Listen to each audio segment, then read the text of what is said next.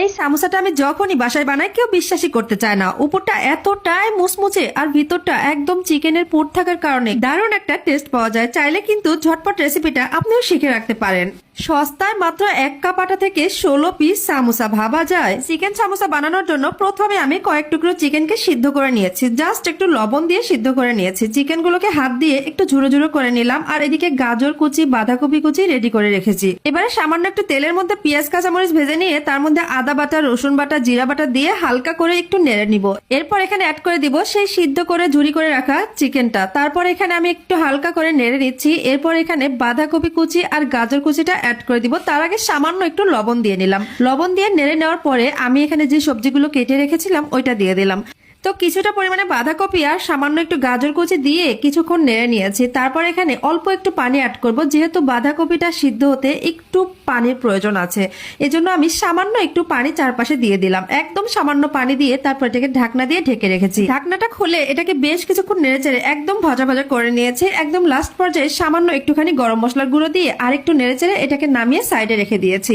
দেখুন আমার চিকেনের পুরটা কিন্তু একদম রেডি হয়ে গেছে। এবার একটা বাটিতে নিয়ে নিচ্ছি 1 কাপ ময়দা, সামান্য একটু লবণ। ময়দা আর লবণটা হাত দিয়ে ভালো করে মাখিয়ে মিক্সড করে নিয়েছি। তারপরে ধীরে ধীরে অল্প অল্প করে নর্মাল ঠান্ডা পানি দিয়েছি। নর্মাল ঠান্ডা পানি এখানে দেওয়ার কারণে কিন্তু কোনো সমস্যা হবে না। অল্প অল্প করে পানি দিয়ে একটা শক্ত সাইজের ডো তৈরি করে নিব। রুটির ডো নর্মালি যেমন হয় ঠিক সেরকম করে ডো তৈরি করে নিয়েছি। 1 কাপ আটা থেকে কিন্তু 4টা রুটি বেলে নিয়েছি আমি। তো একে একে 4টা রুটি কিন্তু আমি বেলে নিচ্ছি। রুটিগুলো বেশি পাতলা করার দরকার নেই, নর্মালি আমরা রুটি যেমন খাই ঠিক সেরকম করেই আমি রুটিগুলো কিন্তু বেলে নিয়েছি। একটু সাইজটা খেয়াল করলেই বুঝতে পারবেন।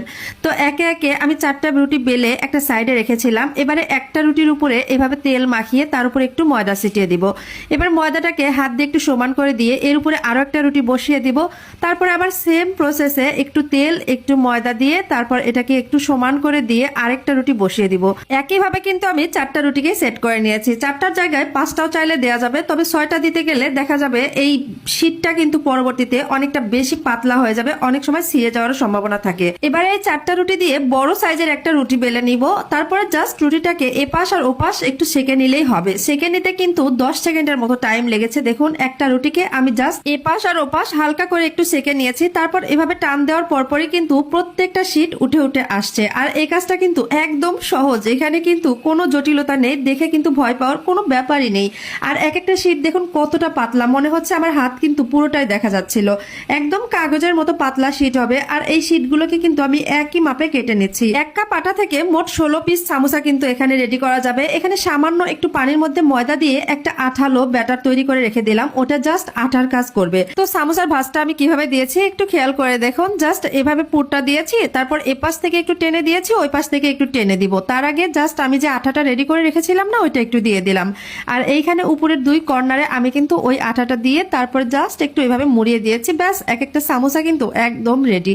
এইভাবে কিন্তু আমি অনেকগুলো সামোসা রেডি করে নিয়েছি। আর বাদ বাকি শীটগুলো